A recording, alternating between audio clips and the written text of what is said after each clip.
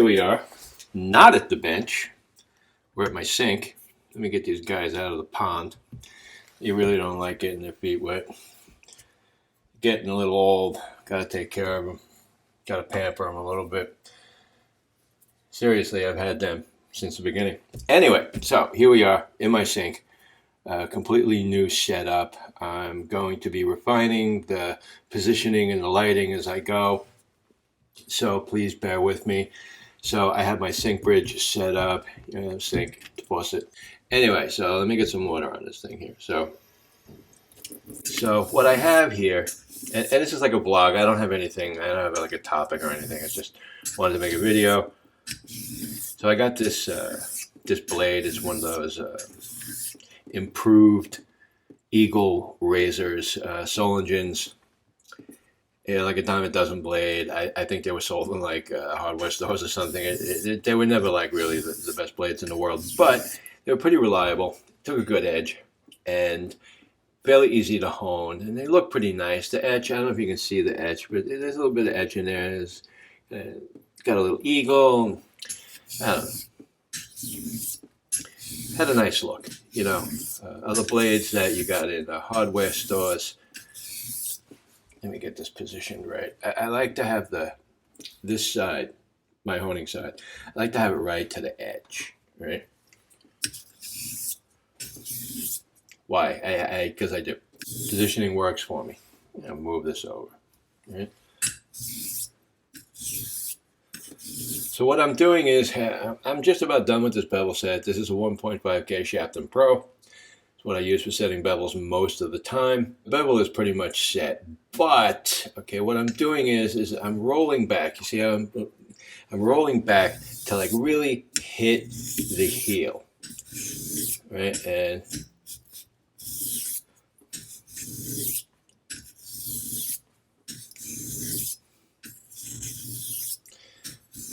because I want that edge to come around.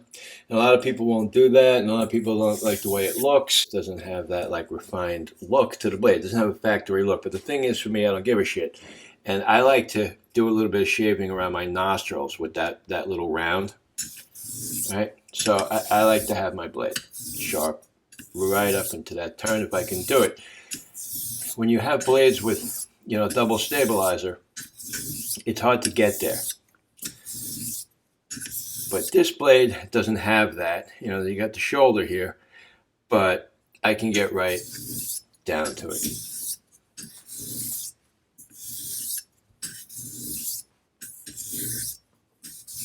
All right. I'm good to go there.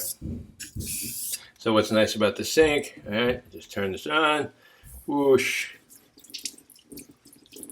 And you can feel all the swarf, right?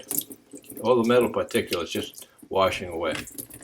And that's what you really want, is a stone clear of that swarf so you get even honing, right? Even if the stone doesn't really look loaded, it still could be enough particulate on the stone to cause some problems, or at least uneven honing. Just gets in the way. Now, the other thing about this blade, you may have noticed, is that the toe is swept up.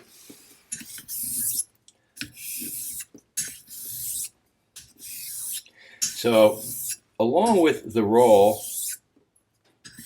from the heel, I have to continue up. A lot of my blades have this type of geometry. I like the smile. You will see me often working like this. The heel off and the toe up, and then if you see the entire honing thing, which you normally don't due to editing because it would just take too long, I focus on the toe, and then I bring the whole blade in to sort of even things out. Say that this bevel is ready to go. I can feel it. The feedback is telling me I'm good to go. I just wipe this off with paper towel. I'm going to wash it off. Here's the swarf from the first wipe. The second wipe. Nothing. So now I know this is clean. If I move to a finer stone, I'm fairly safe from cross-contamination and getting coarse particulate onto a finer stone. I use Bounty because I do. It's just what I have around the house. All right. I used to wipe blades down with cloth, towels. And I was getting fibers from the towel on the blade. I'm honing and I'm feeling these bumps and I'm looking at my edge and I see chips. And it turns out, after putting it under a microscope, that it was fibers from my towels sticking to the striations on the blade. And then when I go to hone, all of a sudden, boom, I'm bouncing over. And it's like going over a log. I'm like, causing a chip fracture at the edge. So I stopped doing that. Yeah, I don't use tissue because it just frays. All right, so you're wondering what this stone is, right? You're looking at the stamps on the side. Here, let me show you the back side. Right. This is, I don't take this one out too much. I don't think I've done a video on it. I'm about to put it up on my website, like a little page about it, because it's one of those stones that, just never wrote up. I had a 3K Hibiki too, and I don't know if I wrote that up. This is a 4K stone. You'll find people refer to this incorrectly as the 4K or 4000 chemical stone. It's the wrong name. They get the word chemical from a bad translation. You'll find some Naniwa stones other than this, the Snow White, and then the Fuji, Falcon, a couple others. This is one of two stones in the Finishing Stone series. Snow White, 8000, 8K, my favorite 8K. This is the 4000 in the series. Those two are a set. I like having the set. I'll be honest, the Falcon is a 4000. It's probably finer than this by a hair, but I like the feedback better on this. And for 4K, I don't care if it's finer or not. I think the Falcon is a more highly engineered, it's more recent technology. I think this is old school, but it has more of a stone feel. Turn that off. All right, just checking the blade here. Yeah, all right. So this has more of a stone feel and stone feedback, and I really like that. It's reasonably fast. It's not super fast. It's fine enough for this position. If you're doing knives, it brings up a burr pretty quickly, but it's 4K, so you have to remember it's going to be a small burr. It's not going to be like a 600X burr. But the feel is really nice. A little too much water on the stone. It does take on some water. It is a tiny bit thirsty, but it's not too bad. I don't get the feeling that this is going to craze or crack. It doesn't feel like a Chaucer. It doesn't feel like Snow White either. It's got sort of a different type of feel to it.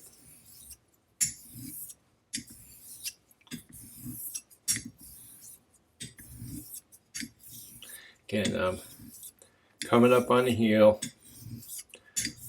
working into the toe.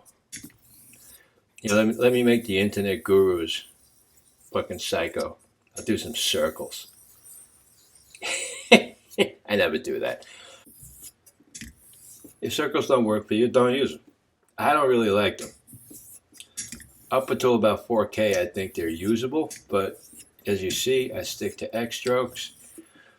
But I will focus up on the toe because I want to make sure I'm not missing it. And this curve is a little difficult. See the geometry there? It's got that. It's not a good gradient. It's not like a smooth swoop. It's kind of abrupt. So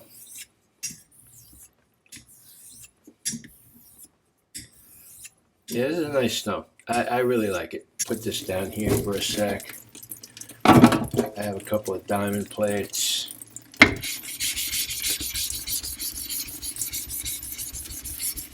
When you lap it, lapping goes well. You get like this type of mud pretty quickly.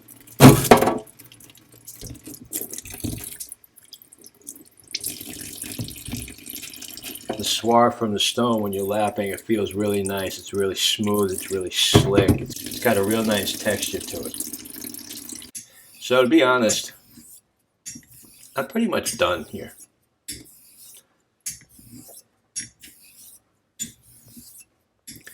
Swarf you see on the stone right now is pretty much residue from the blade.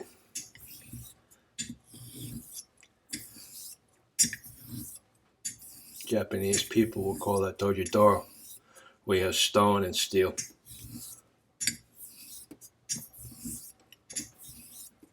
Typically that would be with natural stones though.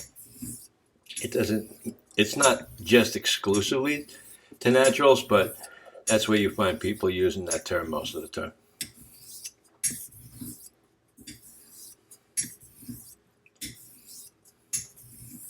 See, I had a pretty good undercut.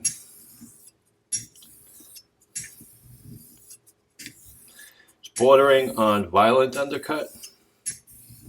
See how it's shot up over here? That's what I mean when I say violent undercut. That's what I'm talking about, all right? Where the undercut isn't just climbing over the shinogi or the line of the bevel that's up into the grind, where it's like running up there.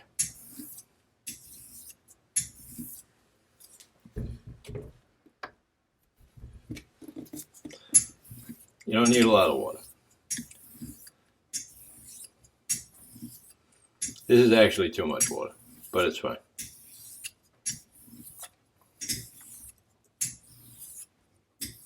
I have no heavy swarf trails on the stone. I have some in the slurry.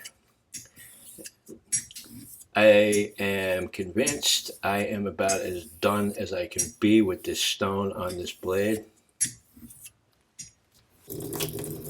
First wipe, got some residue.